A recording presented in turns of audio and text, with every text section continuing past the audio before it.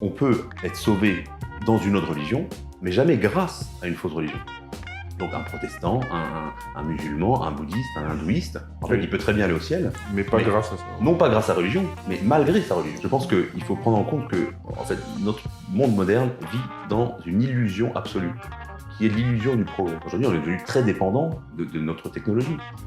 Et même si on veut être beaucoup plus basique, qui aujourd'hui sait aller chasser dans la forêt, se faire un feu, se faire à manger tout seul, cultiver son jardin et se faire du feu pour se réchauffer.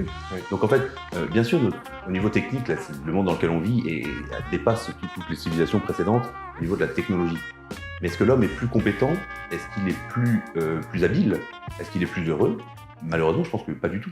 Avant de vous laisser en compagnie de l'abbé Raffray pour cet entretien passionnant, laissez-moi vous dire un mot sur le partenaire de cette émission, Boxta France. Boxta France, c'est un concept innovant qui vous permet de recevoir tous les mois directement chez vous des produits de qualité de notre riche terroir français. Les produits sont sélectionnés pour vous et sont tous issus de circuits courts, locaux et de saison afin de vous permettre de découvrir le patrimoine culinaire de chaque région française en toute simplicité. À l'intérieur de chaque box, une bonne bouteille, une spécialité de la région, un produit du terroir, une gourmandise sucrée, mais aussi une création artisanale et un magazine exclusif dans lequel d'ailleurs l'ami Pénaud, que vous connaissez sans doute, tient une chronique. Chronique de Pénaud, c'est sympa quand même. Franchement, c'est très sympa comme concept, ça fait travailler du monde, ça aide les artisans, ça soutient des associations et ça promeut le savoir-faire de tous nos territoires. C'est validé. Alors rendez-vous dès maintenant en description de la vidéo pour accéder à leur offre et sachez qu'avec le code CL10, vous aurez 10% de réduction sur votre premier mois d'abonnement. C'est l'occasion idéale de soutenir ce beau projet et de vous faire plaisir.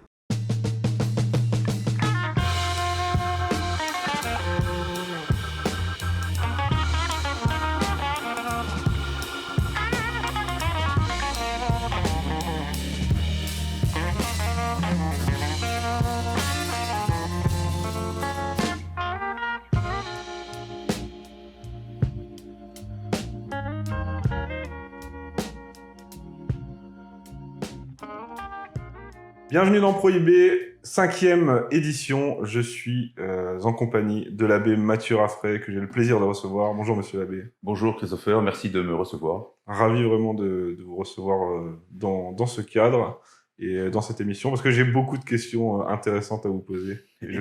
Et moi aussi j'ai des questions. Oui, Oui. Allez-y. Première question, Oui. pourquoi l'émission s'appelle-t-elle Prohibé? Alors, prohibé parce que ça sonne bien, premièrement. Mais Oui. bon, ça ne suffirait pas en soi. Mais je réfléchissais à un nom d'émission, et moi qui aime beaucoup l'ambiance de la prohibition pendant les années 30 aux États-Unis, le mot prohibition, le mot prohibé vient de prohibition, c'est pour ça que le cadre fait aussi un peu speakeasy, bar clandestin des années 30.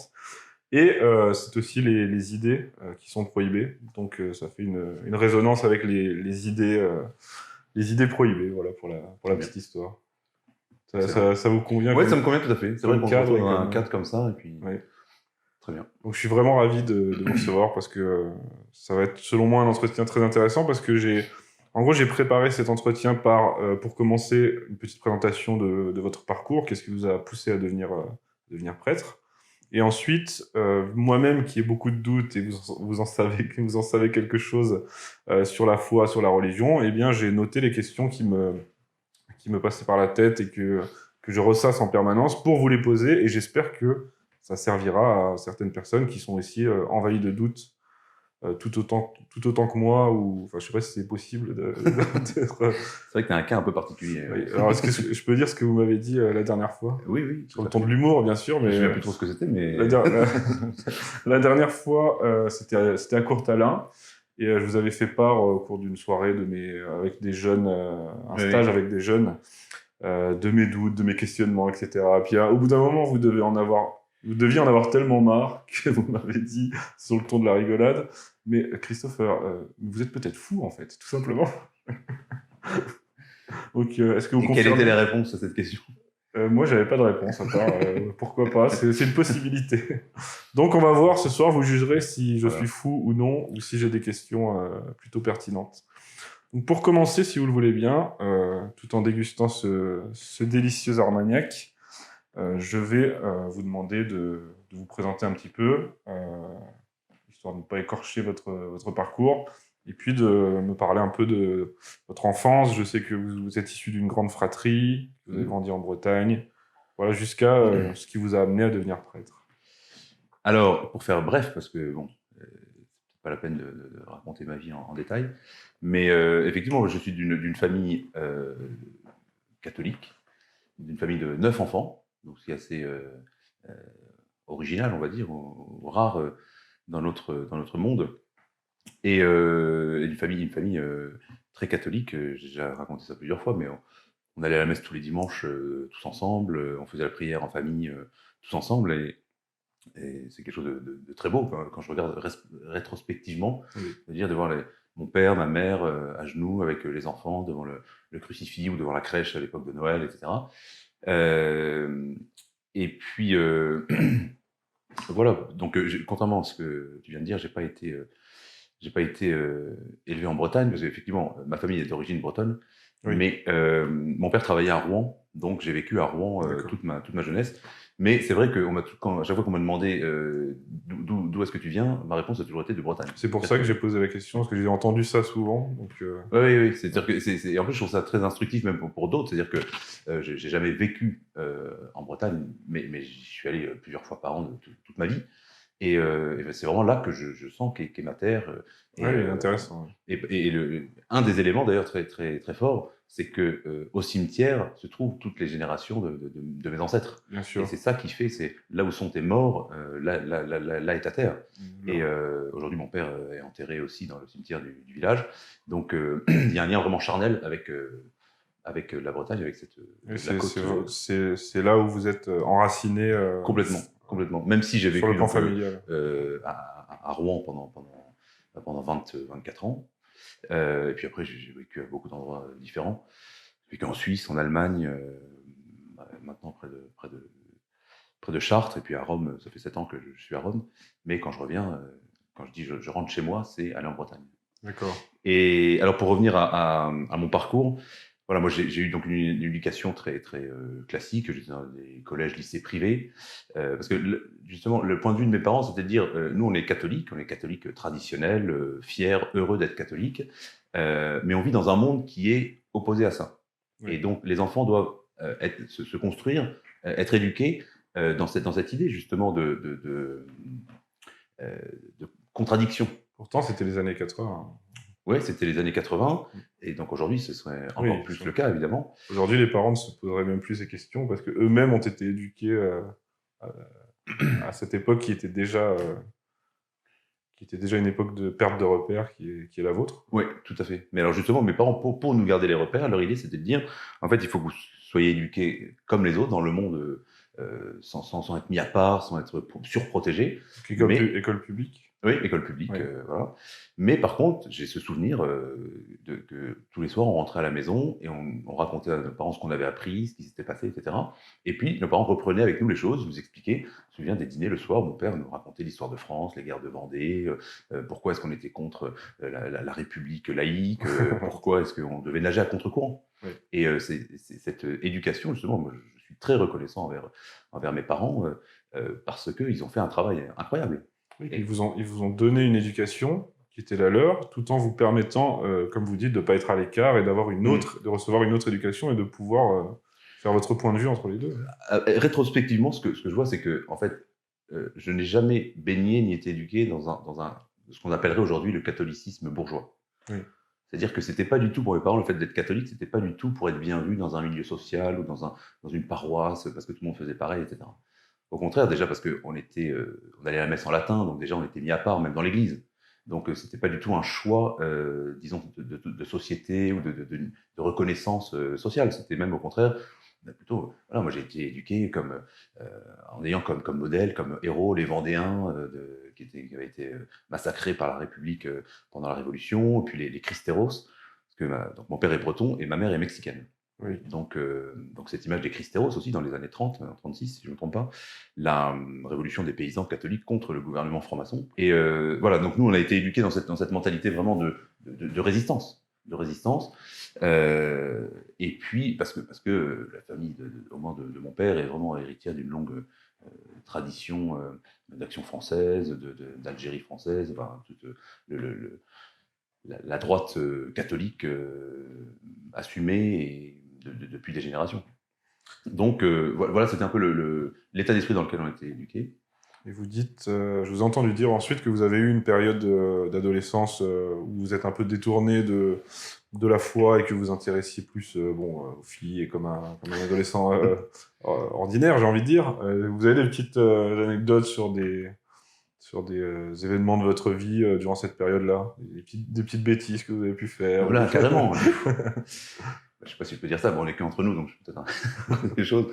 Non, non, je ne vais pas dévoiler mais pour dire, pour dire que ce qui m'intéressait, je faisais beaucoup de sport. Je jouais dans une équipe de hockey, de rink hockey, donc du hockey sur patin à roulettes, avec des quads. Non, c'est pas des bêtises. Non, j'ai dit que je dirais pas les bêtises. Donc. Ah oui, non, mais je parlais pas de bêtises avec les filles. Hein. Non, mais donc voilà, je faisais beaucoup de sport, j'avais beaucoup d'amis, etc. Et puis, par exemple, je jouais dans un groupe de rock, je faisais de la batterie. Oui. Je passais samedi après-midi enfermé dans un garage chez un ami où on répétait comme ça. Enfin, c'était très sympa. D'ailleurs, j'ai retrouvé un vieil enregistrement d'une musique, alors l'enregistrement de très mauvaise qualité, mais c'était. Ça doit être intéressant. Oui, ça rappelle des bons souvenirs. Et puis, qu'est-ce que je peux vous raconter d'autre Voilà, non, j'ai fait comme tout le monde. Hein, j'étais pas. Ce qui m'intéresse surtout, c'est de savoir qu'est-ce qui a provoqué le déclic et la vocation. Alors, c'est assez difficile à déterminer. C'est-à-dire que j'ai pas eu une apparition de Saint-Michel qui me disait tu dois devenir un prêtre.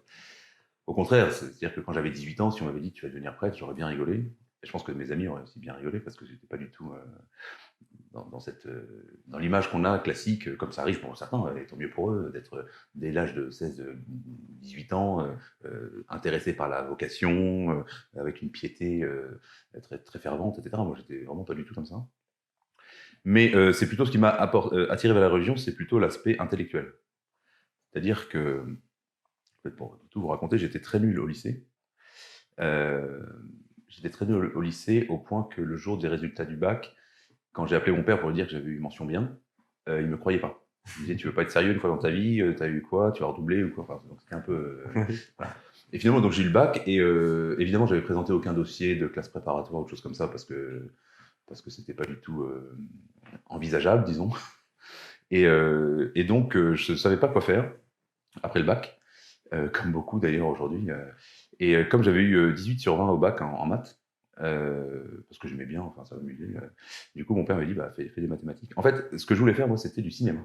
Je voulais faire réalisateur de documentaires. Et j'avais gagné un prix, quand j'étais en terminale, j'avais gagné une bourse, à l'époque c'était 10 000 francs, donc c'était vraiment beaucoup, ce serait à peu près l'équivalent de 10 000 euros aujourd'hui, quasiment, oui. Pour partir faire un documentaire sur les enfants des rues au Nicaragua. Ah oui.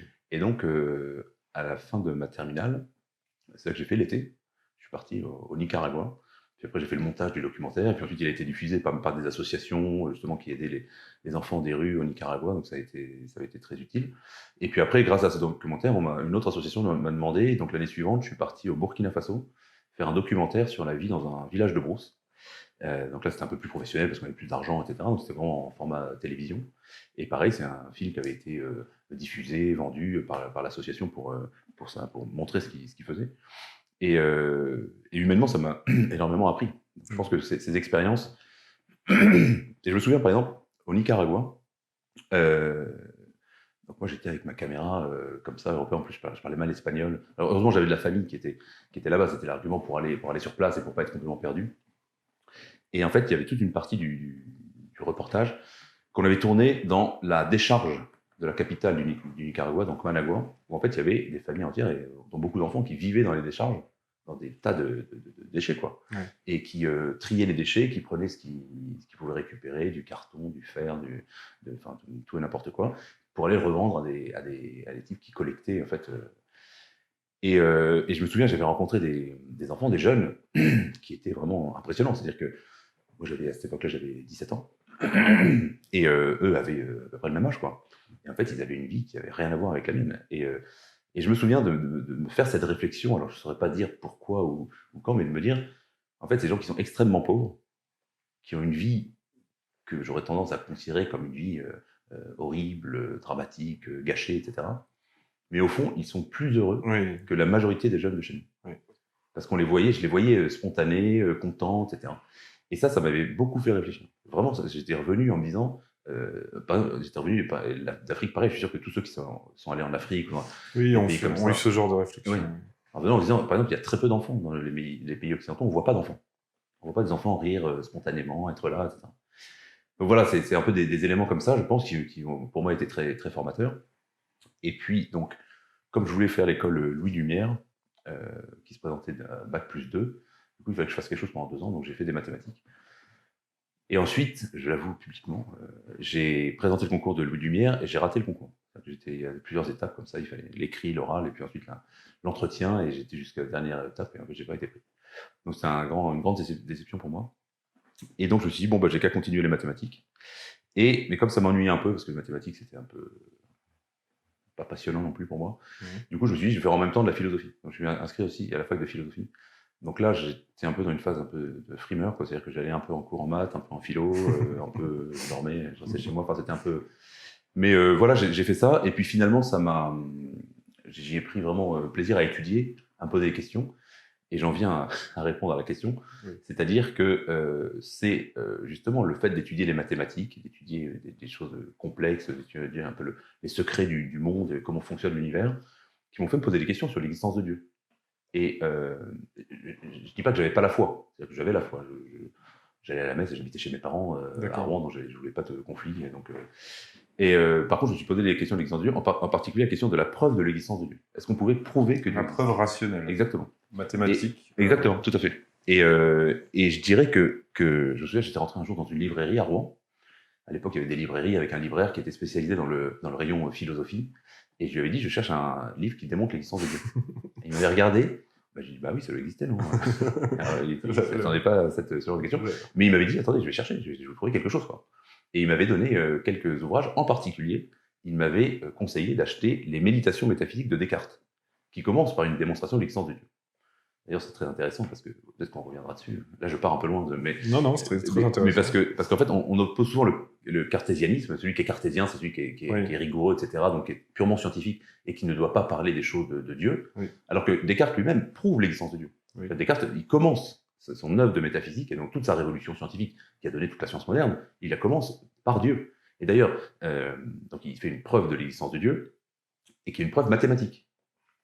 Je peux la faire rapidement. Allez-y, oui, ça m'intéresse. Il dit en fait, appelons X, comme on fait en mathématiques, l'être défini de cette façon, la chose définie de cette façon, l'être tel qu'il n'existe rien de plus parfait. Est-ce que X existe ou pas? Si X n'existe pas, eh bien je pourrais penser à un autre être, Y, qui aurait toutes les caractéristiques de X plus l'existence. Oui. Donc Y serait plus parfait que X, puisqu'il aurait tout comme X plus l'existence. Or, il est plus parfait d'exister que de ne pas exister. Donc, il existerait un Y qui serait plus parfait que X. Ce qui veut dire que la définition de X serait contredite, puisqu'on a défini X comme l'être le plus parfait. Donc, contradiction. Et comme en mathématiques, c'est une preuve par l'absurde, on arrive au bout de cette très simple démonstration à une contradiction. Donc, ça veut dire que l'hypothèse qu'on a faite, à savoir que X n'existe pas, est fausse. D'accord. D'où on est obligé d'en conclure que X existe. Très intéressant.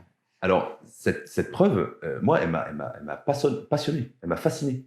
Et je me souviens, on passait des cours de mathématiques, parce qu'en mathématiques, on avait aussi des cours de physique quantique, de trucs comme ça, où personne n'écoutait. Où personne ne comprend rien. Ouais, alors physique quantique, moi j'écoutais, j'y allais parce que je trouvais ça passionnant. Ça génial. C'est passionnant. Oui. Mais je me souviens un cours, j'espère que le prof ne verra pas cette vidéo, mais je me souviens d'un prof d'un cours sur les ondes, donc de physique sur les ondes. Et c'était un prof, je ne sais pas pourquoi, il était un peu bizarre. Et puis il finissait toujours une phrase, et puis il disait toujours bon, bien. Et puis au bout de 15 jours, dès qu'il disait bon, il y avait 500 personnes qui répondaient bien. Bon, c'était un peu la foire.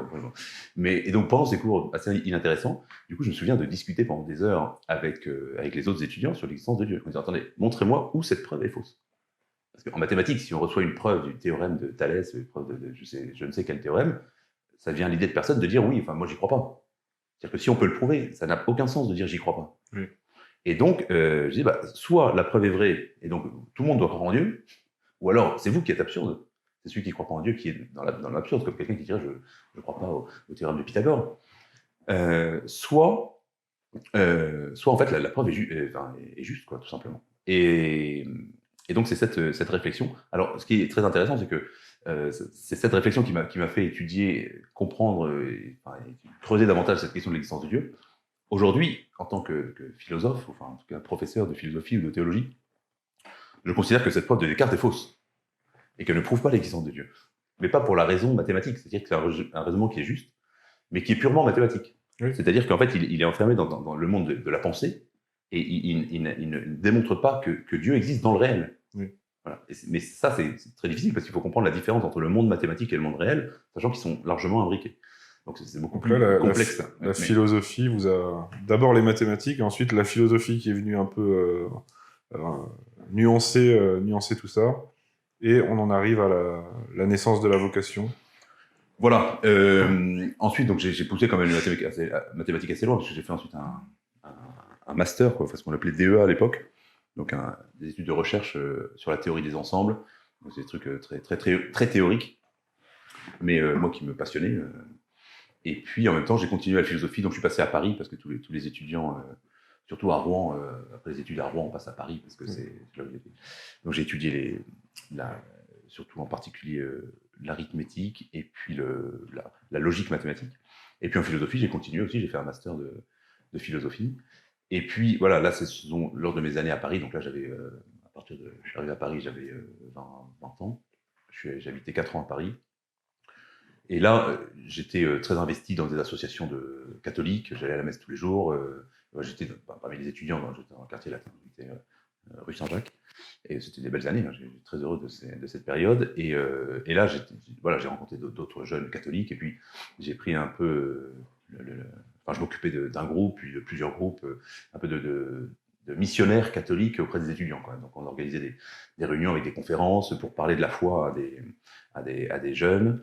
Et par exemple, il y avait un truc que j'avais pas vraiment inventé, mais que j'avais un peu, disons, développé, c'est qu'on allait à la sortie des endroits où il y avait beaucoup de jeunes, donc par exemple le salon des étudiants, choses comme ça, et en fait on faisait des sondages sur la foi. Et donc c'est dit, est-ce que vous croyez en Dieu, pourquoi, si vous ne croyez pas, vos histoires comme ça, c'est des trucs anonymes, mais c'était l'occasion en fait de discuter de la foi avec n'importe qui. Et en fait, je passais des heures à discuter avec des gens de la foi pour essayer de leur démontrer qu'il fallait retrouver la foi, ou trouver la foi, que Dieu existait, etc. Et puis ensuite, on leur disait, si ça t'intéresse de discuter de ça, on organise une réunion, enfin un truc, on reste en contact. Et voilà, ensuite on organise des activités. Voilà. Et donc, au cours de ces années-là, effectivement, de plus en plus, j'ai toujours trouvé très, très belle la figure des prêtres. Parce que dans ma famille, quand on était enfant, on a toujours eu beaucoup de respect, de considération pour les prêtres. Et donc, au bout d'un moment, la question, je me suis posé la question, ça a mis longtemps, ça a mis peut-être 2 ans ou 3 ans pour devenir concret. Et puis, à un moment, c'est devenu évident. C'est devenu évident qu'en fait, c'est ça que je devais faire. Et que, en fait, si je le faisais pas, c'est que je trouvais juste des arguments pour ne pas me dire, mais oui, c'est évident que c'est ça. Mmh. Et là encore, parce que la Providence aide beaucoup comme ça, surtout par les échecs. J'ai dit tout à l'heure que j'ai raté le concours de lumière, je me dis, finalement, heureusement. Et une deuxième chose que j'ai raté, j'ai raté pas mal de choses dans ma vie, comme tout le monde, mais une autre chose qui était très importante pour moi, c'est qu'à Paris, je préparais l'agrégation de philosophie. Et l'agrégation de philosophie, c'est un concours très très difficile. J'ai bossé vraiment comme un fou pendant 1 an. Et en fait, là, pareil, j'étais admissible, ce qui était vraiment inattendu, ce qui était déjà pas mal. Et en fait, au moment de l'oral, j'ai raté l'oral à peu de choses près. Et donc, j'ai pas eu l'agrégation. Et donc, là, je me suis dit, c'est le signe qu'en fait, il faut que je rentre au séminaire, parce que autrement, j'aurais dû faire 1 an de stage avant de pouvoir quitter l'enseignement, etc. Bon. Oui. Donc voilà, je sais pas, j'ai raté très peu de choses dans ma vie, donc je comprends pas Félicitations. Je vous remercie. Très bien, et ensuite, donc, vous êtes ordonné prêtre à l'Institut du Bon Pasteur. Voilà. Et ma question, pourquoi la tradition ? Alors, pourquoi la tradition ? Je dirais déjà simplement pour les questions de famille et d'éducation. C'est-à-dire que, comme j'ai dit tout à l'heure, c'est l'éducation que j'ai reçue. Et donc, moi, j'ai été... je pense que la première fois de ma vie où j'ai assisté à une messe en français, c'est quand j'avais 13 ou 14 ans. donc pour un mariage ou pour une communion, quelque Oui. chose. C'est-à-dire que je ne savais pas que les messes n'étaient pas toutes en latin. Donc, en général, aujourd'hui, les jeunes découvrent la messe en latin et ils disent c'est la première fois que je vois ça. Ouais. Moi, j'ai le parcours complètement inverse. Donc, et là, encore une fois, je remercie mes parents et puis même mes grands-parents parce que mon grand-père en Bretagne était un grand spécialiste de la liturgie. Il était professeur de grammaire française. Il avait les palmes académiques. Il était agrégé de grammaire dans les années 20, donc c'était quelque chose. Et il parlait latin et grec couramment, il lisait Saint Paul en grec comme ça. Donc voilà, lui, il connaissait la liturgie par cœur. Il avait beaucoup souffert et beaucoup lutté contre la modernisation de la liturgie dans les années 70. Et donc voilà, on est héritier de déjà mon grand-père de cette attitude, de choix qu'il avait fait de conserver la tradition pour la liturgie. Et donc quand il s'est agi de rentrer au séminaire, pour moi c'était évident. C'est-à-dire que je me suis même pas posé la question. C'est-à-dire que j'ai toujours été éduqué comme ça, j'ai toujours vécu ça sans aucune remise en cause, même s'il s'agit d'approfondir continuellement pour comprendre bien les raisons, mais avec cette conviction que en fait, l'Église, elle est traditionnelle. C'est-à-dire que donner sa vie en plus dans le sacerdoce, ça n'a aucun sens si c'est pour des choses modernes qui ont été inventées il y a 10 ans. Oui. C'est-à-dire que moi, j'ai voulu donner ma vie, je veux chaque jour, parce que c'est un don quotidien pour Jésus-Christ. Je ne donne pas ma vie pour une association, même la plus belle soit-elle. Enfin, personne ne donne sa vie, même pour la Croix-Rouge ou pour Certaines personnes donnent leur vie pour leur pays, qui est quelque chose de noble, mais pas métaphysique. Ah, mais si, mais je pense que donner sa vie pour son pays... C'est métaphysique. Oui, bien sûr, je pense que c'est... Oui, on peut comparer ça à ça. Ou alors on peut donner sa vie pour ses enfants, pour sa famille. Ça a un sens, parce que c'est quelque chose d'éternel, qui va durer dans l'éternité. Et le pays est une famille élargie, c'est les... Oui, le pays, c'est quelque chose de charnel, justement, de concret. Mais encore, on donne sa vie parce qu'on n'a pas trop le choix, parce qu'on est obligé de le faire. Mais donner sa vie volontairement, comme rentrer dans les ordres, c'est un renoncement qui doit, pour quelque chose, il faut que ça vaille la peine, sinon... Mais disons, comprenez ce que je veux dire, c'est que tous ces catholiques modernes, progressistes, qui disent il faut que l'Église évolue. Mais de quel droit pensez-vous que ce que vous allez faire, vous, sera mieux que ce que nous ont légué les siècles passés? En fait, pourquoi est-ce que vous voulez me forcer à suivre votre prétendue évolution? C'est-à-dire que moi, je préfère faire confiance à ce qu'a dit Jésus-Christ et la tradition, l'histoire de l'Église pendant 2000 ans, parce que même s'il y a eu des errements, des gens qui n'ont pas été fidèles, qui ont fait n'importe quoi, des hauts et des bas, au moins je sais quelle est la doctrine à laquelle j'adhère et ce que je veux défendre. Mais le but du concile, alors loin de moi l'idée de défendre Vatican II, hein, mais le but du concile n'est-il pas justement de remettre pas en question, c'est pas le bon mot, mais vous m'avez compris, remettre en question la religion, le dogme, par rapport à une époque qui avance et un monde qui évolue? Le but du concile, c'est très difficile à déterminer parce qu'il y avait plusieurs buts différents. Et aujourd'hui, on en arrive à une espèce de scission dans l'Église entre un courant progressiste qui veut tout faire évoluer, tout faire changer, et un courant conservateur qui, au contraire, c'est pas que le courant conservateur auquel je m'identifie totalement, il ne s'agit pas de renoncer au changement ou de résister au changement. Il s'agit de conserver ce qui ne doit pas changer. Ensuite, sur la façon de le faire, oui, je pense que moi, mon activité sur les réseaux montre suffisamment que l'évangélisation, elle doit s'adapter aux nécessités, et elle doit aller chercher les gens là où ils sont, utiliser les moyens qui sont à notre disposition. Il ne s'agit pas d'aller vivre comme un mormon dans la forêt ou je ne sais pas où, et puis de ne pas avoir l'électricité sous prétexte de ressembler à Jésus. C'est pas vrai. Oui. C'est pas ça être chrétien. Alors, on peut en faire le choix si c'est un renoncement. Il y a certains saints qui ont fait ce choix de la radicalité, mais c'est une démarche spirituelle. C'est pas l'Église, elle est dans le monde là où sont les gens, là où sont leurs problèmes. Oui. Donc le rôle des prêtres, c'est d'être là où sont les gens, où sont leurs problèmes, et de savoir les toucher et de leur répondre. Sans dénaturer le sans message. Changer le message. Voilà. Et c'est là exactement où on passe, c'est ce qu'on appelle le libéralisme oui. Philosophique, ou le libéralisme dans l'Église. En matière de religion, ça consiste à dire, en fait, si les gens n'écoutent plus l'enseignement, on n'a qu'à changer l'enseignement. Et c'est là où il y a un véritable problème. Donc ma position, en fait, la position que j'essaie de défendre, c'est exactement le contraire, c'est-à-dire que moins les gens sont prêts à entendre le message, plus il faut y être fidèle. Parce que Jésus-Christ, en fait, tout son enseignement, sa vie, ça consiste à dire, j'enseigne quelque chose, si les gens, ça leur plaît pas, et la meilleure preuve, c'est qu'il a fini crucifié, tué, parce que justement, son message ne lui plaisait pas, c'est sa fidélité au message qui est finalement sa victoire. Vraiment, oui. Donc en fait, celui qui veut imiter le Christ, qui veut poursuivre l'œuvre du Christ, il doit être prêt peut-être à aller jusqu'au bout, à donner sa vie et toute l'histoire des saints, dans l'Église, c'est ça. Ce sont ceux qui ont préféré donner jusqu'à leur vie plutôt que de transformer le message. De se soumettre au... Oui. Les premiers chrétiens à qui on disait mettez juste un grain d'encens dans le feu pour adorer les dieux romains, mais ils ont préféré dire non, il n'y a qu'un seul Dieu qui est le Dieu unique, qui est le Père de Jésus-Christ. Le Christ, c'est le Fils de Dieu, c'est Dieu fait homme qui vient nous sauver.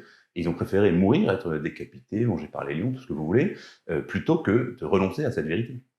Il y a des saints qui ont donné leur vie, Saint Jean-Baptiste par exemple dans l'Évangile, mais ensuite Saint Thomas More, ou enfin il y a des saints plus modernes qui ont préféré donner leur vie plutôt que d'accepter par exemple le divorce de tel puissant, de tel roi, ou accepter de dire que quelque chose qui est objectivement mal soit bien. Donc en fait, je pense que l'Église aujourd'hui est vraiment à un tournant. C'est-à-dire que est-ce qu'on change la doctrine pour être mieux accepté ? C'est ça. Ou est-ce qu'au contraire, pour être mieux accepté, quitte à ne pas être accepté du tout, en fait, il faut rester fidèle à Jésus. Oui, et cette force de la fidélité, malgré tous ces changements, crée des vocations, et on le voit chez les jeunes, les nouveaux baptisés aujourd'hui, par exemple. Il y a beaucoup plus d'attrait pour la tradition que pour l'Église conciliaire. Oui. Beaucoup plus, je ne sais pas en nombre, hein, parce que c'est... En tout cas, ce qui est sûr, c'est qu'il y a beaucoup de baptisés, même dans les paroisses tout à fait classiques, qui sont attirés par un message immuable, qui est le message de Jésus-Christ. En fait, c'est Dieu qui convertit, c'est le Christ qui convertit. C'est pas telle doctrine ou tel prêtre ou telle façon de faire qui va être intéressante. C'est pas Instagram qui convertit. C'est pas du tout Instagram qui convertit. Instagram pourrait peut-être même être un obstacle. On a parlé justement de ce regain d'intérêt qu'il y avait chez certains jeunes. Vous êtes le premier à le constater parce que vous avez choisi un média qui est Instagram pour justement toucher le plus grand nombre avec ce message qui n'est pas dénaturé.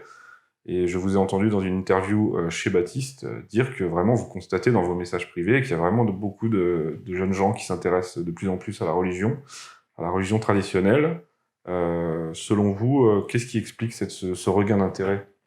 Et excusez-moi, j'invite au passage les gens à aller s'abonner à votre Instagram, parce que ce que vous partagez, les lives que vous faites, c'est vraiment très intéressant. Et vos réponses pour ces jeunes sont vraiment pertinentes. Donc, merci. Merci de m'encourager. Non, effectivement, moi, c'est un phénomène que je constate. Alors, est-ce que c'est lié aux circonstances actuelles, à la pandémie, au lockdown, au confinement, machin? Je pense qu'il y a beaucoup de jeunes qui sont qui se sont du coup posé des questions. Ils se sont dit, en fait, je sers à quoi? Qu'est-ce que je fais? Où va le monde? Je pense que notre société occidentale est vraiment dans une phase de décadence. Il y a les dangers intérieurs, les dangers extérieurs. Il y a le danger de l'immigration. Il y a la contraposition par rapport à l'islam. Il y a beaucoup de jeunes qui se disent, en fait, un musulman, il sait ce qu'il veut, il veut convertir le monde entier à l'islam, il veut que tout le monde devienne musulman. Moi, en fait, qu'est-ce que j'ai comme argument à répondre? Et je pense qu'il y a beaucoup de jeunes Français qui se disent, en fait, en quoi je crois, d'où je viens, qui suis-je. Il y a les valeurs de la République, voyons. Je pense précisément que les valeurs de la République sont incapables de donner un sens à la vie de quelqu'un. Et donc, en fait, c'est prétendre... on pourra en discuter longuement, mais justement, prétendre fonder une société sur les valeurs de la République, en fait, c'est complètement insuffisant. Et là, ce qu'on est en train de constater, c'est que les valeurs de l'islam, elles sont en train de balayer les valeurs de la République. Et donc, comment est-ce que je réponds à ça? Les jeunes qui s'adressent à moi, je pense qu'il y en a beaucoup qui sont, c'est ce qu'ils me disent, qui sont dans cette démarche en disant, moi, je suis français, mes grands-parents étaient catholiques, mes parents sont plus ou moins baptisés mais non pratiquants, et moi, je suis rien. Et en fait, je veux retrouver ce qui faisait la fibre de mon héritage, de ma famille, de ce qui a fait le bonheur des générations passées. Et voilà, ça c'est une première démarche. Et puis, voilà, je pense que le monde dans lequel on vit, en fait, la modernité atteint ses limites. C'est-à-dire que le bonheur qu'on nous promet depuis des siècles, en fait, on se rend compte qu'aujourd'hui, c'est éventuellement le bonheur d'une petite élite milliardaire qui dirige la planète, mais que en fait, la modernité, le progrès ne donnent aucun bonheur. Et il y a beaucoup de jeunes qui se disent, en fait, on n'en veut pas de ce système. Et en tout cas, c'est pas ça qui va nous satisfaire et répondre à nos questions fondamentales. Justement, vous parlez de ce monde actuel, de la modernité. Moi, j'avais une question, c'est comment... Parce qu'il est quand même assez difficile, plus difficile en tout cas, d'avoir la foi dans ce monde actuel, à l'heure justement du progrès technologique, qui prolonge l'espérance de vie, qui nous fait... il y a le progrès technologique, il y a le rationalisme, depuis les Lumières, etc. On est formaté à avoir un esprit rationnel, c'est ce qui a entraîné justement ce même progrès scientifique. On vit dans un monde de confort. Comment est-il possible d'avoir la foi aujourd'hui dans ce monde? Alors, vous avez tout à fait raison. C'est Bernanos, je crois, qui disait on ne comprend le monde de la société contemporaine que si on admet qu'elle est d'abord une conspiration contre toute forme de vie intérieure. Oui, c'est très, c'est très vrai. C'est-à-dire que si on se laisse emporter par les technologies, par l'accès immédiat à la satisfaction de tous nos désirs, de toutes nos envies, je me commande chez Uber Eats, je peux manger japonais, chinois. Sur le papier, c'est super, mais en vrai, c'est terrible. Et en fait, on se rend compte que ça nous épuise intérieurement, c'est-à-dire que en fait, ça nous fatigue, puisqu'on satisfait sans cesse nos désirs. Mais en fait, cette société, en satisfaisant nos désirs, ne fait que les reporter et les prolonger. C'est-à-dire que ces désirs ne sont jamais véritablement comblés. Il y a toujours un « et après ». Pour prendre un exemple, le meilleur exemple, le plus dramatique d'ailleurs, c'est la pornographie. C'est-à-dire que la pornographie, c'est quelque chose qui non seulement ne satisfait pas le désir, mais le satisfait immédiatement, mais ne fait que le prolonger et le rend infini. Oui. Et le rend, en fait, on devient comme esclave. Il n'y a pas de but en soi. Exactement, parce qu'en fait, justement, la virtualité en plus de la pornographie est incapable de combler le désir réel, qui est un désir d'affection, un désir d'amour, un désir d'union bien plus profonde, parce que l'homme n'est pas que matériel et que satisfaction de désir. L'homme est bien plus que ça. Et donc, c'est assez paradoxal, parce que, effectivement, d'un certain côté, le monde moderne, la société contemporaine, éloigne de Dieu sous tous ses aspects. Mais, par sa radicalité, eh bien, au fond, elle réveille sans doute, j'espère, au moins chez certains, j'aimerais bien en beaucoup plus, elle réveille l'insatisfaction qui fait qu'un jour, on se dit, en fait, ça me satisfera jamais, j'ai besoin de quelque chose de plus grand, quelque chose de plus haut, quelque chose de transcendant. Oui. Donc ça suscite, ça réveille la flamme de la transcendance dans l'homme et dans les jeunes. C'est très vrai, oui. Et est-ce que vous pensez justement que, ça c'est une question que je me pose, est-ce que vous pensez que Dieu se montre plus, alors, entre guillemets, tolérant envers nous, qui sommes un peu aspirés dans cette modernité, dans ce monde ultra connecté, où on peut avoir tout de suite, où on est sans arrêt stimulé par des notifications, Est-ce que vous pensez que, et puis surtout par le discours ambiant qui n'est pas du tout religieux, est-ce que vous pensez que Dieu comprend notre perdition actuelle et se montre, pour le coup, plus tolérant qu'avec quelqu'un qui vivait, je sais pas, au XIVe siècle, dans un monde traditionnel, qui allait à la messe, etc.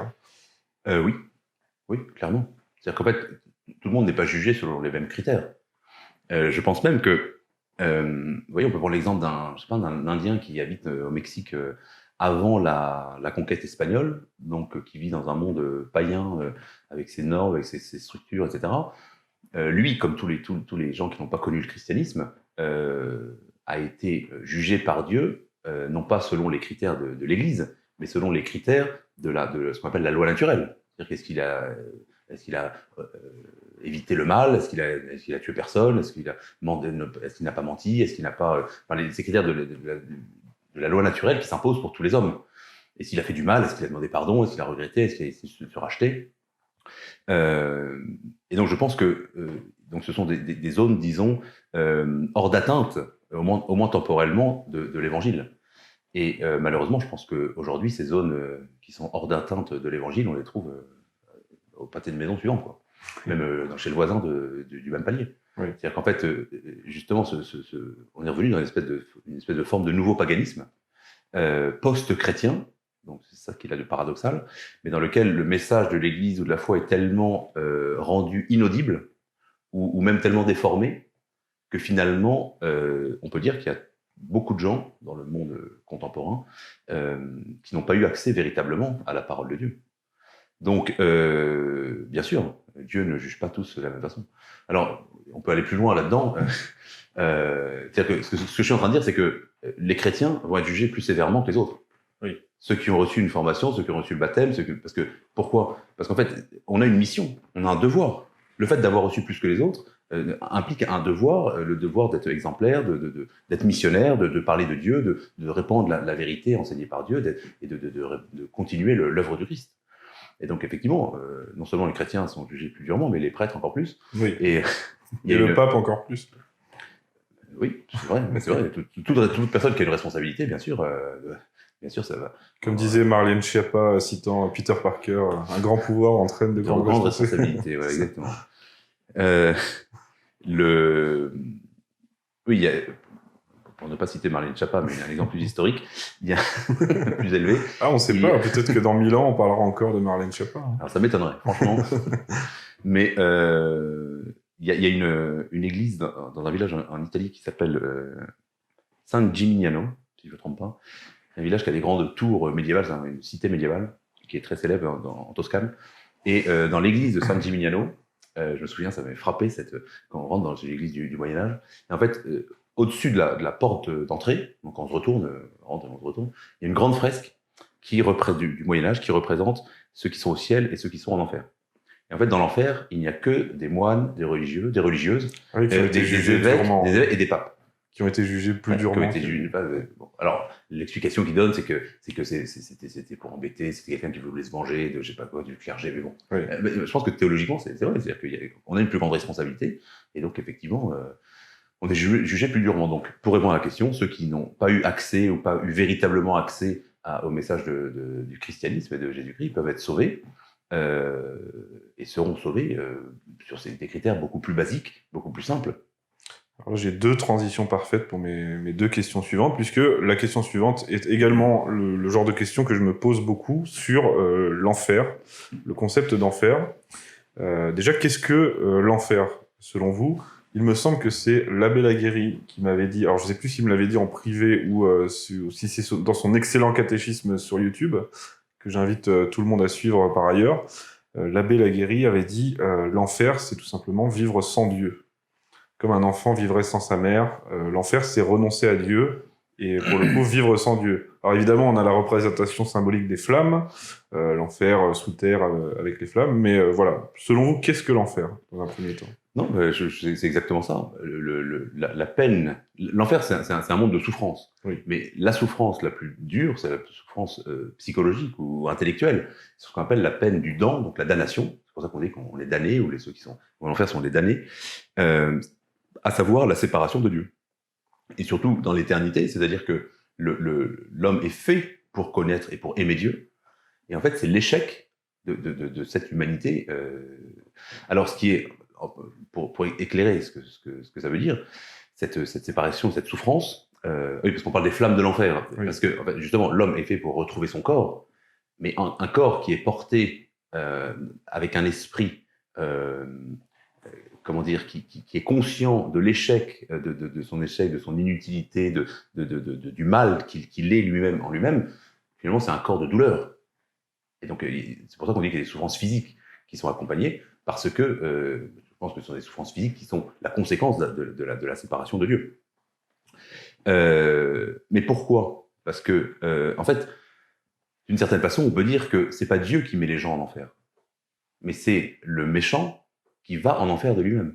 Oui, qui refuse Dieu. C'est le refus de Dieu. Et celui qui meurt en état d'un refus de Dieu, alors d'un refus radical, c'est pas celui qui a fait quelques péchés comme ça, ça veut dire ça, c'est l'âme, il va au purgatoire pour pouvoir aller au ciel. Oui, mais il y a des péchés mortels. Oui, celui qui a fait un péché mortel, c'est-à-dire un péché grave, en ayant connaissance de la gravité du péché, en pleine conscience, et qui a voulu le faire sans demander pardon. Oui. Et là, sans l'once d'un pardon. Il y a aussi la nuance à apporter sur le mot de pleine conscience. Qu'est-ce que vraiment la pleine conscience ? Oui, bah alors ça c'est une question très délicate que seul Dieu peut juger, oui. Parce que Dieu voit notre conscience.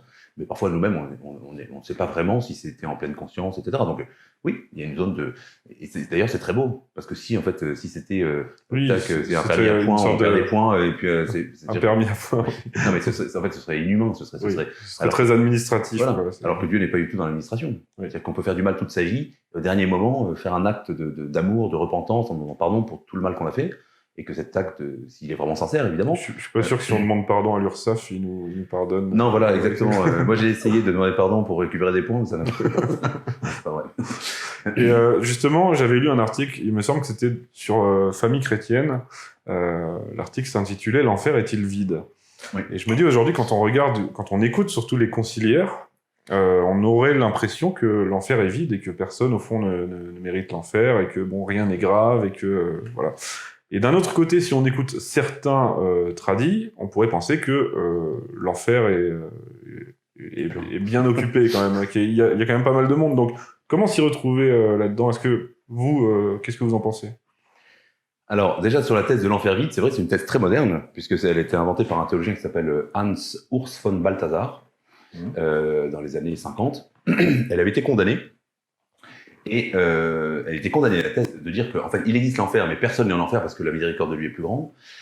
Et ensuite, donc, la question c'était, est-il permis de tenir cette thèse?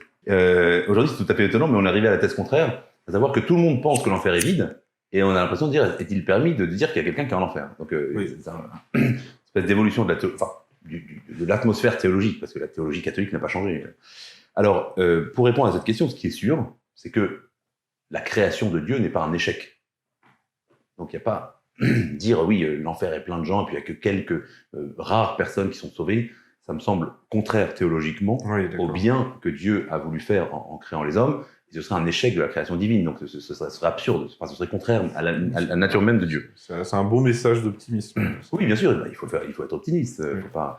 Alors, ce qui est sûr, c'est que le Christ lui-même dit le chemin de la perdition est large et la voie du salut est étroite. Donc, parce que celui qui en a conscience, celui qui veut écouter, celui qui veut suivre le chemin du salut, eh bien, c'est ardu. En plus, parce que plus on avance, plus le bon Dieu va être exigeant, va nous demander des choses. Pourquoi? Pas pour nous embêter, mais parce que si on comprend le message chrétien, c'est que ce sont les chrétiens eux-mêmes qui participent à l'œuvre du Christ, donc qui réalisent le salut aussi, le salut du monde, par leurs bonnes actions, par leurs sacrifices, par leur pénitence, par leurs actes de charité, etc. Ce qu'on appelle la communion des saints. Encore une fois, Bernanos, que j'aime beaucoup, il a cette phrase magnifique qui dit « Nous ne souffrons et ne mourrons pas chacun pour soi, mais les uns pour les autres, et peut-être même les uns à la place des autres. » Et il a beaucoup d'écrits sur la communion des saints, Bernanos, c'est très beau. Il dit peut-être que le salut de la masse dont on parlait tout à l'heure, des gens qui sont incapables de comprendre ce que le message de l'Église, vu leur obnubilation par les technologies ou par la société, par les plaisirs, etc. Peut-être que tous ces gens-là, ils vont être sauvés dans le sens où ils vont avoir la conscience de faire un acte de contrition, de demander l'aide de Dieu et de se convertir intérieurement, grâce à des siècles de chrétienté où des chrétiens sont allés à la messe tous les dimanches, à leurs grands-mères qui sont allées, ou leurs arrière-grand-mères qui sont allées tous les jours à l'église pour faire un chapelet. Toutes les prières sont entendues. Toutes nos prières sont toujours entendues. Évidemment, nous, on dit je prie parce que je veux gagner au loto. Bon Dieu ne nous donne pas ça. Mais peut-être que notre prière en disant bêtement je veux gagner au loto, en fait, elle servira à gagner, à faire convertir sans que personne le sache, des centaines de milliers ou des millions d'âmes. Et donc ça, c'est un message plein d'espérance. C'est-à-dire que tous nos efforts, toutes nos luttes, nos questionnements, ne sont pas vains. C'est jamais vain. Oui. Parce que le bon Dieu, il voit tout ça. C'est-à-dire que de notre côté, on fait des comptabilités, on aimerait que 1 + 1 = 2. Lui, il marche pas comme ça. Donc, par contre, tout ce qu'on fait, ça sert toujours à quelque chose. La deuxième transition que j'avais à faire avec votre question, parce que vous avez parlé de ce fameux Aztèque qui, avant la conquête espagnole, n'a pas été forcément touché par le message du Christ du tout, lui, pour le coup. C'est même pas... mais c'est une question que je me pose beaucoup sur la vérité avec un grand V. Qui détient la vérité? Parce que, bon, aujourd'hui, il existe plusieurs courants religieux, on va les appeler comme ça, dans le monde. Et je me demande beaucoup pourquoi le catholicisme serait la vérité et pas... c'est des questions un peu que je me pose en fond, comme ça. Pourquoi est-ce qu'un hindou, aujourd'hui, qui vit de père en fils depuis 1000 ans dans une famille hindoue, et qui reprend la tradition familiale, même s'il a entendu parler du christianisme, forcément, avec les moyens de communication actuels, pourquoi cette personne serait forcément condamnable et condamnée à l'enfer, par exemple? C'est ce genre de questions que je me pose sur la vérité. Alors, comme je le disais tout à l'heure, l'hindouiste ou le bouddhiste ou le musulman, il n'est pas forcément condamné à l'enfer. C'est-à-dire qu'il y a évidemment une possibilité de salut pour tout homme. Tout homme est donné le choix du salut. Mais pas selon les mêmes critères, selon qu'on a reçu la révélation chrétienne ou qu'on ne l'a pas reçue. Il aurait très bien pu l'avoir reçu, mais par ancrage familial, cet ancrage aurait pu justement être trop fort pour qu'il y prête vraiment attention. Ça, c'est le secret de Dieu. C'est-à-dire que c'est Dieu qui juge. C'est pour ça que le Christ nous dit « Qui suis-je pour juger ?» C'est que le chrétien ne peut pas juger, on ne peut pas soi-même dire telle personne est condamnée à l'enfer et telle personne ne l'est pas. Même Judas, qui est quand même celui qui a trahi le Christ, qui s'est suicidé, etc. Il y a un grand saint, c'est pas moi, c'est pas une thèse, c'est une thèse un peu particulière, mais Saint Vincent Ferrier, un dominicain du Moyen-Âge, affirmait qu'il avait eu une vision dans laquelle il avait été sauvé parce qu'au dernier moment, il s'était converti. Il y a une autre histoire, je crois, de Saint Jean Bosco, si je ne me trompe pas. Il y a une femme qui vient le voir désespérée en disant « Mon fils s'est suicidé, donc il va aller en enfer. » Et lui, il a une révélation, une vision, il lui dit, il a sauté d'un pont, et entre le moment où il a sauté du pont et le moment où il est mort, en fait, il a eu le temps de demander pardon de ses péchés, en particulier du suicide. Bon, ça ne veut pas dire qu'il faut encourager les gens à se suicider, mais ça veut dire que le salut, c'est quelque chose qui nous échappe complètement, c'est le secret de Dieu avec le secret du cœur de chacun. Et tu posais la question, où est la vérité? En fait, je pense que l'unique réponse, c'est que ce ne sont pas les hommes qui ont la vérité. Si moi la seule personne qui peut dire « je suis la vérité », c'est Jésus-Christ. Parce qu'il est Dieu. Et il dit « je suis le chemin, la vérité, la vie ». Si moi j'arrive et je te dis « je suis la vérité », en fait, ne me crois pas, franchement, c'est faux. Vous me l'avez dit tout à l'heure, oui, j'ai pas cru. Voilà, bien joué. Donc, en fait, ce ne sont pas les hommes qui possèdent la vérité, c'est le Christ qui est la vérité, qui nous enseigne la vérité. Et donc moi, si je dis, bien sûr, il n'y a qu'une seule vraie religion, qui est la religion catholique, ce n'est pas parce que je pense que je suis plus intelligent que les autres, ou meilleur que les autres, c'est parce que je pense que c'est le Christ qui est meilleur que les autres, c'est le Christ qui a plus raison que les autres. Et tout ce que je revendique, c'est ma fidélité à cet homme qui est Dieu, qui vient sur terre, qui se fait homme, qui est le seul à pouvoir nous donner la vérité. Et donc, les autres, ceux qui refusent le Christ, ne peuvent pas être dans la vérité. Moi qui ai lu René Guénon, vous avez lu un peu Evola, oui. Vous connaissez aussi ce concept de tradition primordiale qui veut que dans chaque civilisation, dans chaque culture, il y ait une sorte de vérité originelle qui est présente en tous les hommes et que chaque société se serait fondée sur cette vérité, peu importe l'influence de tel ou tel courant ou du message du Christ. Quel est votre rapport à cette tradition primordiale? Parce que c'est comme ça que ça... Je pense que c'est une intuition qui est tout à fait juste. À savoir que dans la nature humaine, chez tous les hommes, de tous les siècles, de tous les lieux, de toutes les cultures, on a tous la même nature humaine. Et notre nature humaine, Dieu nous a créé, Dieu a créé tous les hommes pour aller au ciel, pour le connaître, l'aimer et le servir. Non seulement ici-bas sur Terre, mais surtout dans l'éternité. Donc, il y a cette aspiration fondamentale dans n'importe quel homme, depuis l'enfance jusqu'à l'âge le plus avancé, à connaître Dieu, connaître le transcendant, connaître ce qui nous dépasse, et rejoindre ce qui est parfait. Je donne deux exemples très simples, mais notre intelligence, elle est faite pour connaître la vérité.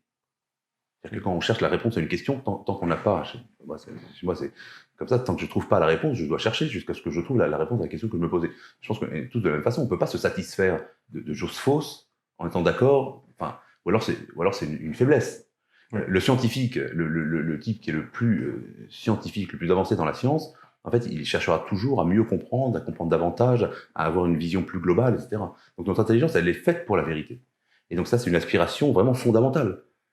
Et la vérité, si on croit que la vérité, c'est le Christ, donc l'homme, par son intelligence, tout homme, quel qu'il soit, est fait pour le Christ, est fait pour connaître Dieu.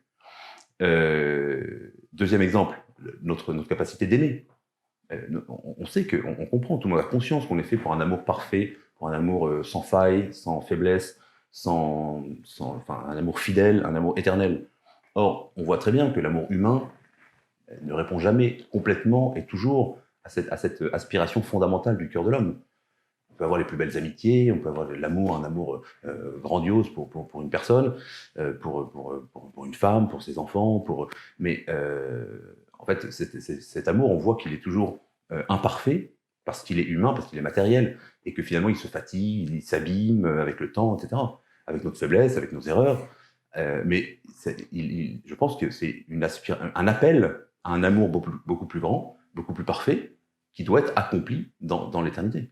Et qu'en fait, donc ces aspirations, aussi bien de l'intelligence pour la vérité que de notre volonté pour l'amour parfait, eh bien, elles sont inscrites dans le cœur de tout homme. Donc, il est vrai, pour revenir à la question, que chez tous les hommes, il y a un désir de Dieu, un désir de l'éternel et du transcendant. Maintenant, ce que je trouve complètement contradictoire et absurde dans cette thèse de la tradition primordiale et dans cette thèse du traditionnalisme, qu'on appelle ça, de Guénon, c'est que, en fait, au final, il nie l'existence même de la vérité et du bien, puisqu'on pourrait affirmer en même temps des choses contradictoires. Pour dire les choses très simplement, soit Jésus, cet homme qui a existé il y a 2000 ans, qui disait qu'il était Dieu, soit c'est vrai, et alors l'Église qu'il a fondée est véridique, l'enseignement qu'il nous a transmis est véridique, soit c'était faux, et alors en fait ça ne sert à rien, ça n'a aucun intérêt. Oui, c'est vrai. Et pour toutes les vérités de la foi, on peut raisonner de la même façon. Ça n'a aucun sens de dire pour moi Jésus est Dieu, pour moi Dieu c'est un Dieu unique mais en 3 personnes, pour un musulman c'est un Dieu unique mais il n'y a pas 3 personnes, et on a tous les 2 raison. Non, il y en a un qui se trompe. Il n'y a pas d'alternative. Oui, il y a des nuances, disons, qui pourraient se comprendre par le fait que certaines religions sont plus adaptées à certaines parties du monde. Donc peut-être qu'il y a plusieurs chemins vers la vérité, et que, par exemple, je sais pas, pour un asiatique, peut-être que le bouddhisme serait plus adapté pour accéder à cette tradition primordiale. Bon, déjà, ce que je pense, on pourra en discuter très oui, très longtemps. Mais ce que je pense, c'est qu'aujourd'hui, le christianisme, en fait, est répandu dans l'univers entier. C'est-à-dire que les racines de l'amour, etc., enfin de la religion de l'amour, du don de soi, du sacrifice, ça répond à des aspirations fondamentales du cœur de l'homme et de la nature humaine. Et en plus, il y a beaucoup de gens qui s'identifient à ça. Même des bouddhistes diraient, en fait, c'est pas contradictoire avec le christianisme. Vous pensez pas que le christianisme, c'est une religion d'Européens ?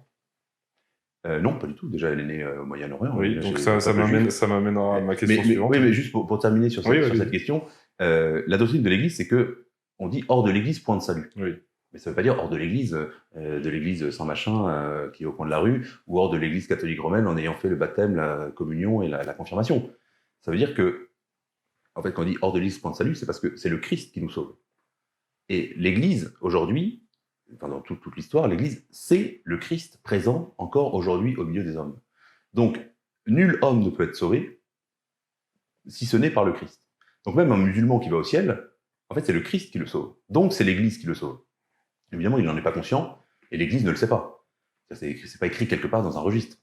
Mais, donc, j'allais dire, malgré lui, malgré sa religion, eh bien, il est sauvé par le Christ, et donc sauvé par l'Église. Donc, la doctrine traditionnelle de l'Église, c'est que on peut être sauvé dans une autre religion, mais jamais grâce à une fausse religion. Donc, un protestant, un musulman, un bouddhiste, un hindouiste, en fait, il peut très bien aller au ciel. Mais pas grâce à ça. Non pas grâce à sa religion, mais malgré sa religion. Oui. Qui va être plutôt un obstacle, de la même façon qu'on a parlé tout à l'heure des obstacles de la technologie, de la vie moderne. Etc. Pour un musulman, sa religion, qui est une fausse religion, en fait, ça va être un obstacle à son salut, mais il peut néanmoins, évidemment, être sauvé, malgré ça, parce qu'il y a dans l'islam aussi des valeurs intéressantes, justes, entre guillemets, universelles. Voilà. Oui, tout à fait, qui correspondent à la nature humaine. Voilà. Et moi, j'ai rencontré un tas de musulmans qui sont des gens très honnêtes, qui veulent le bien, qui cherchent le bien, etc., et qui grâce à ça, peuvent tout à fait être sauvés. Et ça m'a amené à une autre question, parce que je vous ai dit, est-ce que le catholicisme n'est pas une religion pour les Européens ? Parce que Napoléon disait, il faut que je place Napoléon dans chacune de mes émissions, vous le savez, Napoléon disait, de retour d'Égypte, et après avoir été catholique en Italie, et pas fait musulman, mais avoir séduit les musulmans en Égypte, il a tiré... C'est pas sa plus grande gloire, mais bon. Oui. J'ai fait une vidéo là-dessus, donc je vous invite à la voir. Napoléon disait que la religion catholique était, selon lui, très intellectuelle et très structurée, et qu'elle était pour le coup beaucoup plus adaptée aux Européens qu'à des orientaux un peu plus, un peu plus sauvages à ses yeux. Mais d'un autre côté, aujourd'hui, on a tout un courant de néo-païens à la con, pour être très direct, qui nous explique que l'Europe, l'identité européenne, la tradition européenne, c'est le paganisme, et que le christianisme, pour eux, est une religion importée du Proche-Orient, et qu'elle n'est pas une religion européenne. Qu'est-ce que vous répondez à ça ? Je réponds à ça que je pense que c'est faux déjà historiquement, parce que c'est l'Empire romain qui nous a amené le christianisme. Oui, mais il nous l'a ramené du Proche-Orient, quoi, par définition. Tout à fait. Mais d'ailleurs, c'est la raison pour laquelle Saint-Pierre et Saint-Paul partent dès la mort du Christ, enfin très peu de temps après, pour aller à Rome, qui est le centre de la civilisation. C'est-à-dire qu'en fait, et c'est ça l'universalité de la religion catholique, la religion instituée par Jésus-Christ. Lorsqu'il dit on n'adhérera plus à Jérusalem dans le temple ou ailleurs, mais c'est une religion en esprit et en vérité, Et c'est ça qui choque les Juifs, d'ailleurs, à l'époque du Christ. C'est qu'en fait, ils disent non, nous, on est le peuple élu, c'est une religion qui est pour nous, depuis des milliers d'années, nous sommes le peuple élu. Religion exclusive. Exclusive, exactement. Or, le Christ, nous, on dit, il y a un tas d'exemples dans l'histoire de Jésus-Christ, dans l'Évangile, où il montre qu'en fait, le salut est accessible aussi aux païens. Le fils du centurion, par exemple, ou tous les miracles, beaucoup de miracles que le Christ fait, ou la Samaritaine, qui sont des gens qui ne sont pas du peuple juif, donc ils sont a priori exclus du salut, dans la mentalité juive de l'époque. Et en fait, le Christ leur dit non. La religion de Dieu, du Dieu incarné, la religion que je viens instituer, c'est une religion qui est faite pour tous les hommes. Qui est ouverte à tous. Oui. Exactement. Donc, du coup, je pense que c'est faux, cette thèse néo-païenne.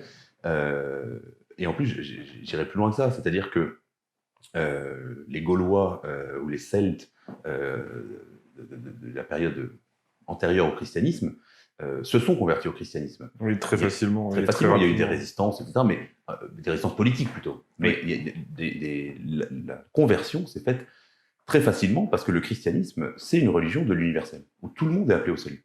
Et d'ailleurs, le succès de l'expansion du christianisme, les premières zones chrétiennes dans le monde, c'est l'Afrique du Nord, c'est le bassin méditerranéen. C'est-à-dire que toutes les populations, il y a beaucoup de populations qui aujourd'hui sont musulmanes, qui autrefois étaient chrétiennes, et donc qui ont été massacrées par les musulmans d'ailleurs au 7e, 8e, 9e siècle, etc. Dès l'apparition de l'islam, disons. Reprenons un exemple, j'ai parlé du Mexique tout à l'heure. Lorsque les Espagnols arrivent à Mexico, évidemment, il y a les Aztèques qui sont les nazis de l'époque, les nazis du coin qui arrachent le cœur de leurs ennemis, qui sont des barbares. Mais tous les peuples qui sont autour, les autres peuples, s'allient avec les Espagnols pour combattre les Aztèques. Mais la conversion des Indiens d'Amérique est une conversion très rapide. Parce qu'en plus, il y avait historiquement, c'est très intéressant aussi, c'est que chez les Indiens au Mexique, il y avait cette attente d'une révélation qui devait arriver par des hommes venus de la mer. Oui, c'est vrai, oui. Et qui attendait une femme qui était vierge et qui devait donner naissance à un dieu. Et donc, quand on leur parle de la Sainte Vierge, avec en plus les apparitions de Notre-Dame de Guadalupe, à côté de Mexico, les Indiens se convertissent en masse. Oui. Donc, en fait, je pense que tout à l'heure, on parlait de cette aspiration naturelle du cœur de l'homme vers le transcendant et vers le fait d'être sauvé par Dieu. C'est non seulement je sais que je suis fait pour Dieu, mais je sais aussi que par moi-même, je suis incapable d'atteindre ce salut. Et donc, j'ai besoin que ce soit Dieu qui me tire vers le haut. Et donc, la religion catholique, finalement, et ça a été ça le succès des missions dans toute l'histoire du christianisme, eh bien, en fait, ça répond à l'aspiration profonde de l'homme. Et donc, tous les hommes sont faits pour être chrétiens. Une autre question, vous connaissez la loi de Murphy Oui, c'est la tartine qui tombe. Qui consiste à dire que si quelque chose de catastrophique peut arriver, il arrivera forcément. Ça m'a amené à une réflexion. Est-ce que l'époque dans laquelle on vit n'est pas la pente naturelle que l'homme s'est créé lui-même, parce qu'avec notre intelligence rationnelle et notre évolution intellectuelle, scientifique, etc., est-ce que ça ne nous a pas poussé tout naturellement à nous éloigner de Dieu et à réaliser le mythe de l'homme prométhéen, en gros? Alors, c'est une question complexe. Oui, complexe. Je vais y répondre, mais avant, j'avais donné juste une chose. Je ne sais pas si vous avez entendu parler du sensuaire. Oui, bien sûr. J'adore ce. J'invite tous ceux qui regardent cette émission à se renseigner, à chercher sur Internet ce qu'on dit sur le sensuaire. Notamment avec les dernières découvertes. Avec les découvertes exactement, très récentes. Là, il y a quelques mois, ça a été publié. Le sensuaire, c'est un tissu qui, historiquement, d'après toutes les preuves possibles, des pollens, du tissage, toutes les analyses qui sont faites, date de l'époque du Christ. Et ça vient du bassin méditerranéen, par exemple, et c'est un tissu dans lequel un homme était enveloppé, puisque c'est un tissu très long. En fait, on voit le dos d'une personne, et puis ensuite, le tissu était replié sur lui, donc on voit sa face, tout le corps entier sur le dessus. Et par exemple, quand on analyse avec des outils très techniques, très modernes, eh bien, on voit que sur les yeux, donc c'est un mort qui a les bras croisés, et il a les yeux fermés, et sur les yeux, en fait, il y a des pièces de monnaie. Et ça, c'est une tradition. Il y a les blessures aussi. Il y a tout, quoi. Mais les pièces de monnaie, ce serait intéressant parce qu'on arrive à lire ce qui est marqué sur les pièces, et c'est les pièces de l'époque du Christ, les pièces romaines de l'époque du Christ. Et donc, en fait, c'est un tissu dans lequel un homme mort a été enseveli, oui, et puis on voit que cet homme a subi la flagellation, qu'il a eu le côté transpercé, les mains percées, donc il avait été crucifié. Bon, alors évidemment, le tissu ne dit pas, la science ne peut pas dire c'est le Christ, voilà. Et en plus, le problème, c'est qu'on ne sait pas comment l'image est imprimée sur le tissu. Oui, impossible à reproduire. Oui. Impossible à reproduire. Aujourd'hui, en plus, c'est parce que c'est une espèce de projection perpendiculaire au tissu, comme si c'était comme si le corps avait irradié de la lumière, et c'était vers le haut et vers le bas, et avait en fait imprimé cette image. Et on ne sait pas reproduire ça parce que c'est pas une impression, il n'y a pas de couleur, c'est une question de densité de la coloration. Donc, ce que je veux dire par là, c'est que peut-être que notre monde moderne, avec sa science, etc., il a des indices qu'il peut utiliser que lui, parce que le sanctuaire, il a toujours été révéré depuis des siècles comme étant le suaire qui avait enveloppé le Christ. Mais on n'avait pas les moyens techniques de prouver quoi que ce soit, et de prouver par des moyens scientifiques. Aujourd'hui, donc, récemment, il y a une nouvelle datation qui montre qu'il date vraiment de cette époque-là. Oui.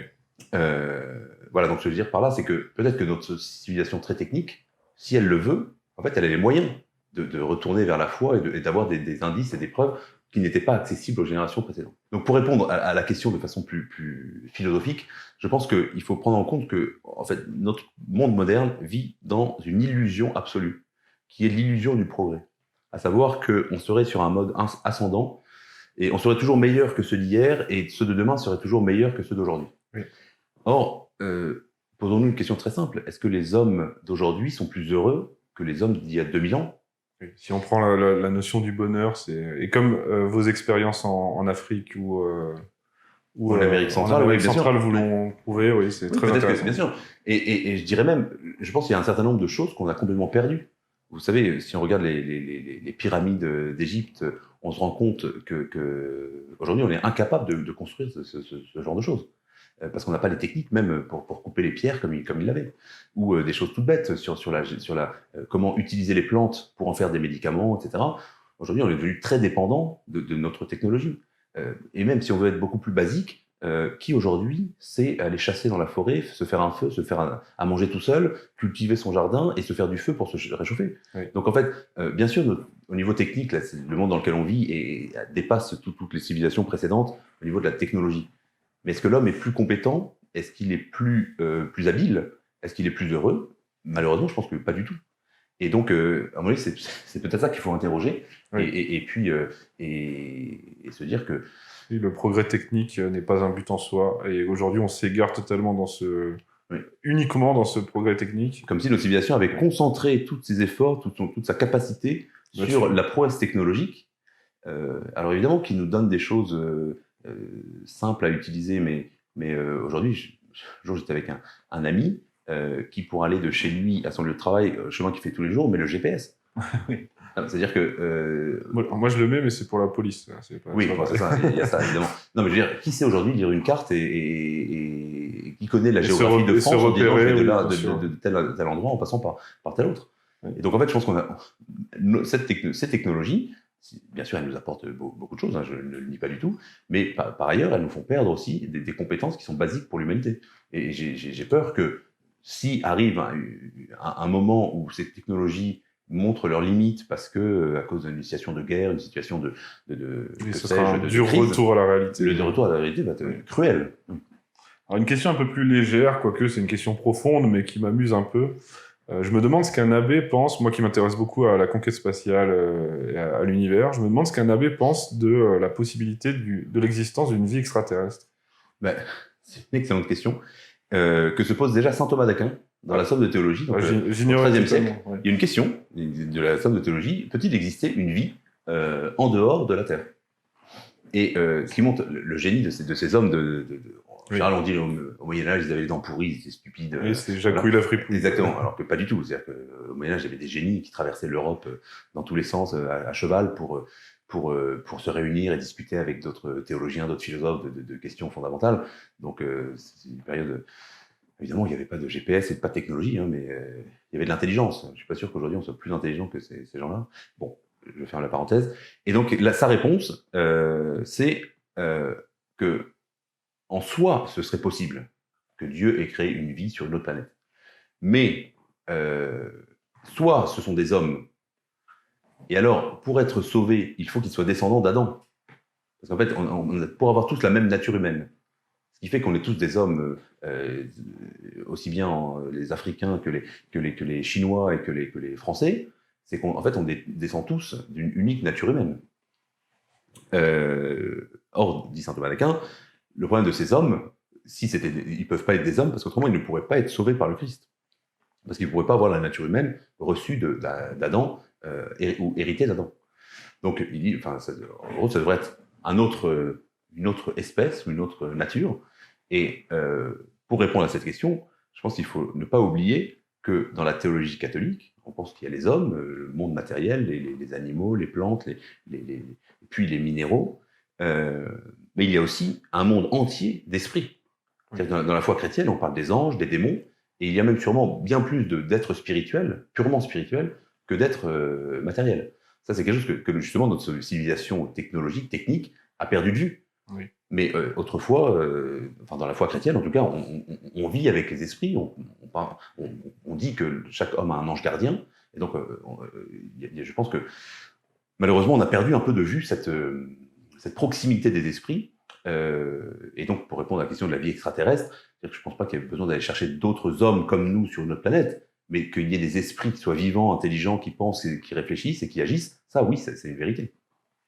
J'aurais une dernière question qui est pour le coup basée sur mes propres doutes et mes propres questionnements interminables. Moi, j'ai beaucoup de problèmes parce que je suis, comme vous le savez, assailli de doutes et qui me bloquent en permanence. Et je suppose que beaucoup de gens sont dans ma situation, donc je vais en profiter. Par exemple, pendant ce carême, j'ai fait un peu plus d'efforts pour prier tous les jours. Il y a une période aussi où je me suis, entre guillemets, imposé de lire l'Évangile tous les soirs. Et j'ai l'impression...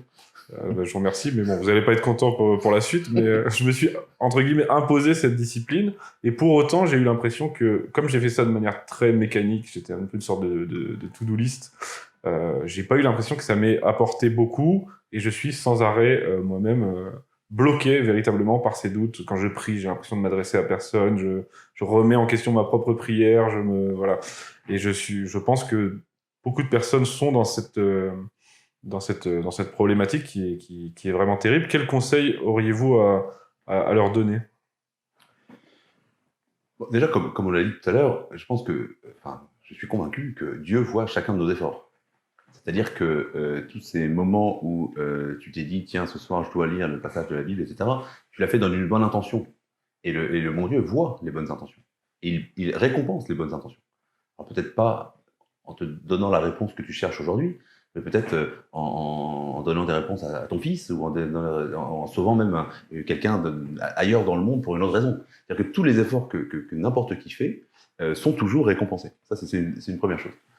Une deuxième chose, c'est que il y a plusieurs personnes qui m'ont dit ça, et je crois que tu m'avais dit exactement cette phrase, tu m'as dit « Je veux croire, mais je n'ai pas la foi ». Oui. Et je ne sais plus ce que j'avais répondu à ça, mais j'ai beaucoup réfléchi à cette question. Vous êtes fou, non ? C'était pas ça. C'est peut-être à ce moment-là que j'ai dit ça. Non. Alors cette fois-ci, j'ai donné une réponse bien plus sérieuse. En fait, je pense que le fait de vouloir croire, c'est déjà croire. C'est-à-dire que le problème, c'est que celui qui croit, qui attend quelque chose de particulier, en fait, il n'attend que lui-même. Alors qu'en fait, Dieu, il ne nous donne pas raison à nous-mêmes, mais il se donne lui à nous. Donc, je pense que celui qui veut croire, en fait, il croit déjà. Parce que qu'est-ce que c'est que la foi ? C'est un abandon, c'est une confiance. Oui. C'est l'enfant, c'est le petit enfant. Oui, Non, c'est le petit enfant qui a peur, qui a mal, qui a un problème, qui se jette dans les bras de son père en lui disant, sans rien dire d'ailleurs, il se remet à lui en disant, parce qu'il lui fait entièrement confiance. Et jamais l'enfant se dit, oui, mais si je vais vers mon père, peut-être qu'en fait il va me rejeter, ou bon, ça arrive à l'adolescence, parce que c'est justement où on devient adulte et où on commence à se poser des questions, etc. Mais l'enfant, il a ce réflexe spontané de se jeter dans les bras de sa mère ou de son père avec une confiance absolue. Et c'est exactement comme ça que le Christ nous présente la foi. Puisqu'il dit, quand vous les priez, dites « Notre Père qui est aux cieux ». Donc il nous présente Dieu comme un Père, comme le Père parfait. Et ceux qui ont eu un Père imparfait, qui leur ont fait du mal, ça existe aussi. Évidemment, c'est encore plus difficile d'ailleurs pour un enfant dans ce cas-là de se construire et d'avoir la foi. Mais en règle générale, on voit très bien ce que ça veut dire. C'est-à-dire que le fait de s'abandonner à ses parents, s'abandonner à son père, c'est exactement ce qu'est le geste de la foi. Donc ça demande, comme vous l'avez dit, un lâcher-prise, une confiance. Après, difficile de l'avoir quand on se pose trop de questions, justement, et qu'on est envahi par le doute, mais ça, c'est un problème personnel que chacun doit régler, je suppose. Et vous avez parlé de la peur aussi, cet enfant qui se jette dans les bras de son père. Moi-même, j'interroge vous dites vouloir croire, c'est déjà croire.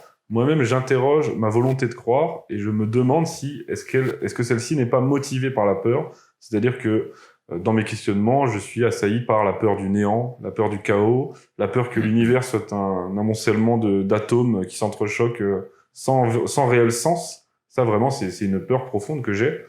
Et à chaque fois, je me dis, est-ce que le fait de vouloir à ce point croire sans y parvenir, est-ce que ce n'est pas un réflexe de peur? Et est-ce que c'est sain? Ce que tu dis, ça me fait penser à ce texte magnifique de l'Antiquité, là, qui est le De Rerum Natura de Lucrèce, donc qui est un romain du IIe siècle, si je ne dis pas de bêtises, 1er ou 2e siècle, mais qui est un successeur d'Épicure. Donc Épicure, c'est la philosophie grecque purement matérialiste, où effectivement le monde n'est rien d'autre qu'un ensemble d'atomes qui s'entrechoquent, donc rien n'a de sens.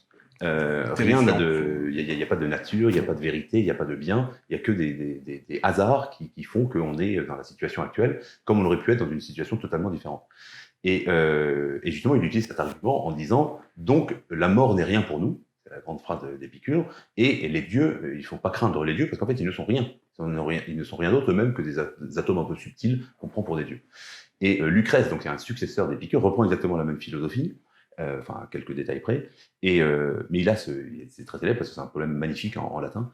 Et dans le livre 5 du De Rerum Natura, il a cette espèce de cri du cœur dans lequel il dit, il crie son pessimisme en disant finalement, puisque le monde n'est rien, n'est qu'un hasard, en fait, tout semble même s'opposer à l'homme et à son bonheur. Et il dit d'ailleurs, il a cette phrase, il dit, d'ailleurs, tout homme, lorsqu'il naît, la première chose qu'il fait, c'est crier. Et ce cri, c'est déjà son cri devant le drame de la vie, et parce qu'il sait déjà à l'avance, inconsciemment, toutes les souffrances et toutes les épreuves par lesquelles il va passer. Vous savez me rassurer, hein, jusqu'à... Non, mais je veux dire, c'est normal. C'est que si on ne croit pas en Dieu, on est désespéré. Oui. C'est logique. C'est tout à fait, je comprends tout à fait ça. Alors, pour répondre à la question, on dit la crainte, c'est le début de la sagesse.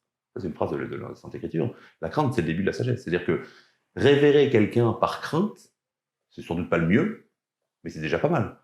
Oui. Et donc en fait, la crainte, c'est peut-être ce qui peut nous tirer de ce pessimisme, enfin de cette conception matérialiste absurde du monde, et qui peut nous faire nous tourner avec confiance vers Dieu.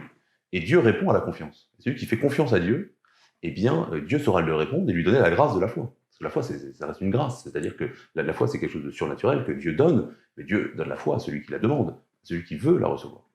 Et souvent, si on demande la foi, mais qu'on ne l'a pas, c'est parce qu'au fond de soi, on n'est pas vraiment sûr de vouloir l'avoir. Oui, c'est la question que je me pose, et c'est aussi une question terrifiante. Oui, mais je pense qu'il faut agir comme un enfant avec son père, c'est-à-dire qu'il faut faire confiance à Dieu. Moi, ce que je dis souvent aux gens, je ne sais pas si j'ai raison, mais je dis ceux qui me posent des questions, justement, est-ce que Dieu vraiment existe? Je dis, demandez à Dieu la foi, demandez-lui un signe. Et je fais ça parce que une fois j'ai fait ça à quelqu'un, j'ai dit ça à un type sur les réseaux, sur Instagram, et plusieurs mois plus tard, il m'a recontacté en me disant j'ai la foi. Et je lui ai dit qu'est-ce qui s'est passé? Il me dit vous avez trouvé ça complètement débile, mais vous m'aviez dit un jour qu'il fallait demander à Dieu la foi. Il me dit je l'ai pas fait parce que je trouvais ça stupide et donc j'ai refusé. Et il me dit un jour finalement je me suis décidé à le faire quoi. Et donc je me suis mis à genoux à côté de mon lit. Avec 25 ans, hein, c'était pas un débile ou un gamin ou je sais pas quoi. Et il a dit, il m'a raconté, il m'a dit, j'ai dit à mon Dieu, donnez-moi un signe si vous voulez que j'ai la foi, parce que moi je veux croire en vous, mais j'y arrive pas. Et il me dit, je me suis relevé, ça a duré 30 secondes, quoi. Je me suis relevé, et là, il y avait une plume, il y avait la fenêtre ouverte, il y avait une plume blanche qui était arrivée, qui était passée par la fenêtre, et qui était tombée au pied de mon lit juste à côté de là où j'étais. Alors, il me dit, c'est débile. Mais pour moi, ça a été la réponse de Dieu, quoi. Alors, évidemment, n'importe quel rationaliste dirait, il y a une plume qui est arrivée, voilà. Oui. Mais je veux dire, psychologiquement, je pense qu'il a tout à fait raison. Il avait raison. C'est-à-dire que pour les uns, ça va être une plume, pour les autres, ça va être un événement de leur vie, un événement malheureux ou un événement heureux. Mais en tout cas, le bon Dieu agit dans notre vie parce qu'il nous connaît, il nous aime personnellement. Et donc moi, j'encourage tous ceux qui se posent la question de la foi, vraiment à parler à Dieu, à dire à Dieu, montrez-moi le chemin de la foi. Et je suis persuadé que Dieu répond.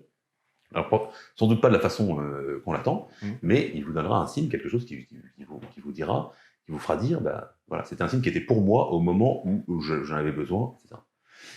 Et je conclus sur cette question, parce que c'est une question importante.